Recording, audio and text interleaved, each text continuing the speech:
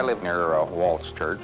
Supposing one of our homes in this neighborhood becomes available and a family comes in and they can't meet it economically. So another Negro family moves in with them, and all of a sudden we've got 2 or 3 families in a given house.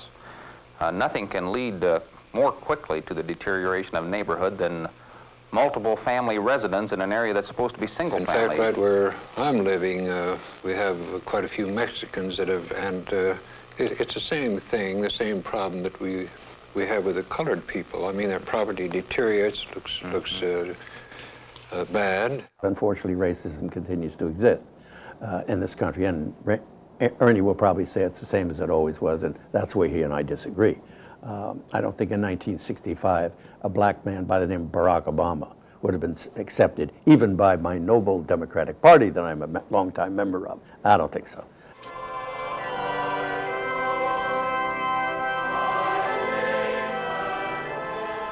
Little did I dream 1 week ago that I would resign as pastor of Augustana Lutheran Church. I was told that a group of members wanted a change of pastor. They indicated that this was not a case of liking or disliking the pastor. The word mismatch was used.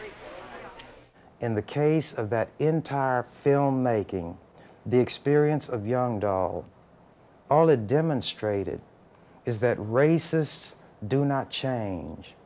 They conceal what they are, but they all know what each other is, but they don't want others to see it.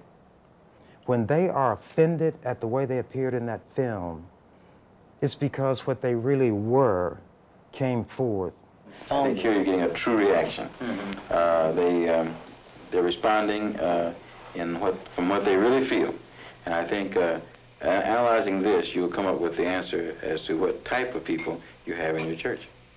It was my feeling that A Time for Burning, as it ended up, was one of those events that helped people to see themselves probably as they really were and to identify with the issues that racial tension and other similar discriminatory ideas had. The fact is that it's 40 years later and that this conversation is still taking place. We're fighting ignorance in the place where there should be the most enlightenment. I have done as much as I know how to do, unless you can tell me some other things I can do to change. I got laughed at by some, I got cold-shouldered by others, I got sneered at by others. I have not been spoken to by many people for years, and personally I don't give a damn. But I'm simply telling you that's the way it is in Omaha, and that's the way it is in every place in this United States. And the reason you have so much frustration is that your own white people will not listen to you. And this just bears out what we say. I remember as a 12-year-old in 1939 cheering for the Brooklyn Dodgers, best team ever on God's earth, and lost most of the time.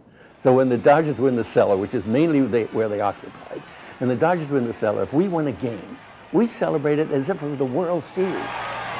And that's what we're talking about. We're not talking about celebrating a radical change. We're just talking about celebrating a moment where somehow or other we're able to be with one another, openly and honestly. I saw a movie with John Voight. It was called Runaway Train. Voight was a prisoner, and he was kicking this other young prisoner, and this woman on the train that was running away saw it, and she was very upset. She said, "You're an animal." He said, "Not an animal, human." You're an animal. No, worse. Human. Human!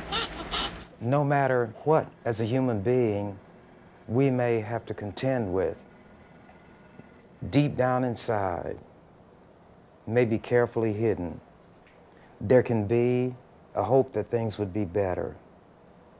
We know they should be better. Well, here's where we are. We've confessed our sins. We've tried to open up and say, doggone it, we did this. We did do it. We're all guilty, terribly guilty.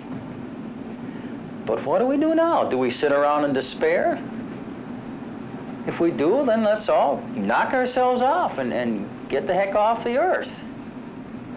Or do we try to live together and work out a better life?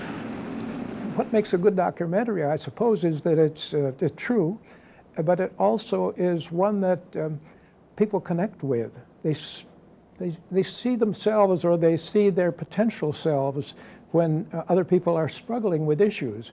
It's still arresting to see the force of that kind of conviction and that kind of sheer articulation and immediate people being able to express themselves in that way that we don't see now. I mean, you see somebody in the soundbite now, they're just sort of smiling and saying what they think people want to hear. And this is a movie about really dynamically expressed ideas that cannot be reduced to sound bites. It comes out of a real-life situation. And that's really what the magic and the wonder of film is all about. Anybody who looks at this film, I would almost say, even if they're not willing, will be touched by it because of the humanity of everybody in the film. And I mean everybody in the film. This Missouri Lutheran thing came in the house the other day. They start out by quoting Martin Luther, "Here I stand," that he takes a stand. And then it goes on talking, in the experience of every child of God, there comes a time when you must take the one alone stand against the stand the world has taken. Where are you going to meet this? You're going to meet it on the college campus, you're going to meet it on the streets, on the factory, and guess where else? You're going to meet it in your church. And what must you do? You must take the stand. It's still a great piece of filmmaking. It's still exciting to see because when you watch the movie, you're watching these ideas at play and people trying to get their best intentions across. And in some cases, they're trying to do that so forcefully that they're actually not hearing what's being said. And there's this great feeling of watching a nation and a people in transition, which makes for great drama. In our congregation, you could change a lot of people's attitudes just by getting to know them.